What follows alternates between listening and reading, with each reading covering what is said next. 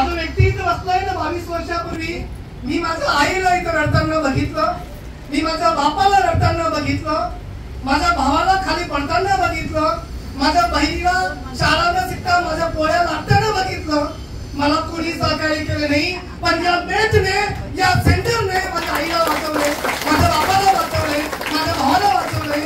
आणि आज माझ्या घरी मी काय केलं की नाही माहित नाही. माझ्यासाठी पंखा महत्वाचा नाही, माझ्यासाठी गाडं महत्वाचं नाही, माझ्यासाठी जागा महत्वाची नाही, माझ्यासाठी एसी महत्वाचं नाही. अहो या पोराला 12,000चा ब्लेझर, 15,000चे कपडे, 40-50 लाखाचं घर, एवढं काही मिळवलं ना म्हणून देव दिसतात जी गुजरातला बसली. देव दिसतात ते गुजरातला बसली. मी काय केलं हे महत्वाचा पाठ नाहीये, पण मी माझ्या आयुष्यामध्ये माझ्या आई बापांना 3 टाइम थेरपी देतोय. बेडची थेरपी घेत आहेत, सेन्सुलाइज मेडची थेरपी घेत आहेत. आणि आज या पोराला समाधान आहे की मी माझ्या आईला बरं केलं, माझ्या वडिलाला बरं केलं, माझ्या भावाला बरं केलं, माझी बायको थेरपी घेते. अहो तुम्ही तर झोपतात फक्त अर्धा तास. माझी 3 वर्षाची मुलगी, 6 वर्षाची मुली, 2 पोरी आहेत, ते रात्री 11 तास या नेटवर झोपतात, काही होत नाही. 3 टाइम थेरपी घेतात. या सामान्य एक गरीब एका कामवाल्या बाईच्या पोराला घात घातलाय बाई तुम्ही.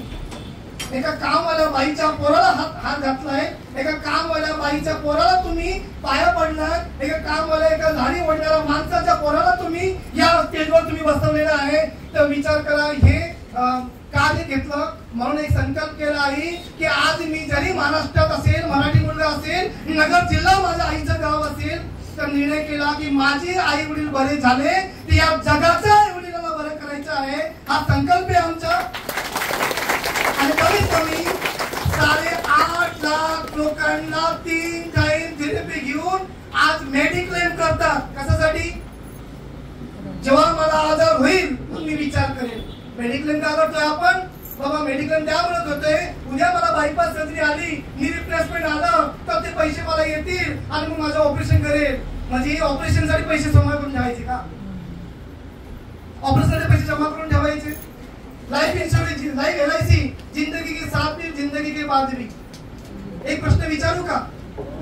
आज सर्व घरी जा आणि घरी गेल्यावर पोराला विचारा, मुलाला विचारा बसून, बाळा मला 10,000 रुपये लागतायत, पंढरपूरला जायचे, देतो का? देतील का? देतील का तुम्हाला 10,000 रुपये? बाबाला जाऊन विचारा की तुमच्या मुलाला जाऊन विचार सुनबाईला की सुनबाई मला आज खूप गुलाबजामुन खावे इच्छितात, बनवून देते का? देईल का? वाटतंय का तुम्हाला? तुमच्या बहिणीला जाऊन विचारा की मला 50,000 रुपये लागतायत आजच्या रोजी, बहीण देईल का? भाऊ देईल का? मामा देईल का? काकू देईल का?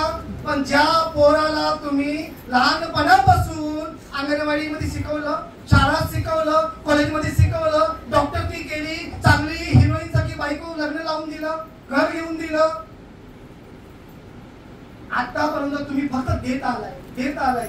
या रक्ताचं हाडाचं पाणी केलंय. कशाच्या जोरावर? घर तुम्ही घेतलं. आजपासून 50 वर्षापूर्वी तुमच्या हातात काय होतं? सर्वांचे दुःख आहे का नाही? सर्वांनी वरून पैसा तर पडला नाही ना? सर्वांनी मेहनत केली. 50, 60 वर्षापासून काय केलं तुम्ही? आपला हाडांचा, या माणक्यांचा सहारा घेतला. काय घेतलं?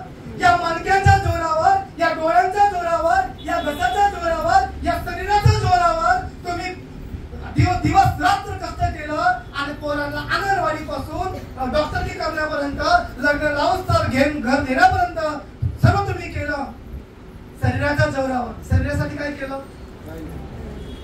आज आपण सर्व बसलाय, घरामध्ये गाडी आहे, बंगला आहे, दागिने सर्व काही आहे. असं एखादं वस्तू मला दाखवा जेणेकरून तुमचं परिवार, तुमची आई, तुमचे वडील, तुमची बायको, तुमची सुनबाई, तुमचं नातवंड आयुष्यभर हॉस्पिटल मध्ये जायची वेळ येणार नाही. असं काही आहे?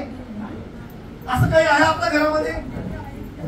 आज तो वेळ आलाय विचार करायचा की जर मी त्या काळामध्ये निर्णय नाही केला असता तर आज माझी आई माझ्या डोळ्यासमोर नसती. तर आज तो वेळ आलाय म्हणून मी या ठिकाणी आलोय की मला जेवढं लुटता आलं तेवढं लुटा, जेवढं मागता आलं तेवढं मागा. आज 100% सर्वांचे जेवढे लोक बसले सर्वांच्या घरामध्ये मी तुमच्या सुनबाईला, मी तुमच्या नातूंना, मी तुमच्या आईला, मी तुमच्या वडिलांना, मी तुमच्या मावशींना पूर्ण लाख लोकांना बरं केलंय, अजून मी 250 लोकांना वाढ करणार आहे. आपण 250 लोकांना वाढ करणार आहे. तर सांगतो डॉक्टर म्हणून, आई माफ करा, आम्ही कोणाला पूर्ण थेरपी देत नाही. खंत आहे, आम्ही कोणाला पूर्ण थेरपी देत नाही. आम्ही फक्त डेमो थेरपी देत आहोत. या बघा, पहा, अनुभवा आणि मग आपल्या परिवाराचा विचार करा. काय विचार करा. थेरपी आहे कमीत कमी use for 3 and 4 time per day better than result.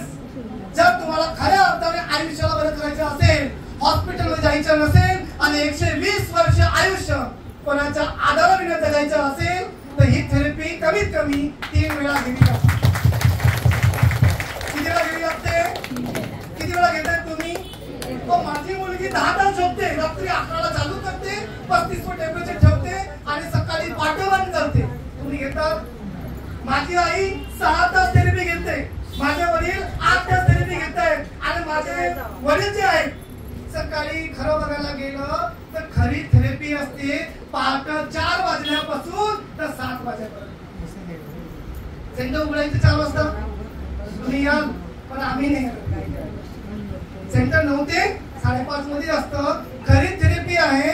जर तुम्हाला लवकर बरं करायचं असेल, जर मणक्यांचे आजार, डायबिटीसचा आजार, बीपीचा आजार बरं करायचा असेल, तर सकाळी तुमचा मानसिक त्रास बरं करायचा असेल, तर सकाळी पहाटे 4 ते 7 मध्ये उठून थेरपी करावी लागेल सेन्सोलाइट मेडची. तेव्हा तुम्हाला फरक पडणार आहे.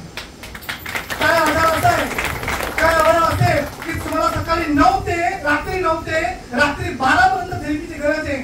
काय अवयव असेल त्याला 3 वाजता थेरपीची गरज आहे. काय अवयव असेल की ज्याला सकाळी 8 ते 9 मध्ये थेरपीची गरज आहे. पण आता पॉसिबल आहे का?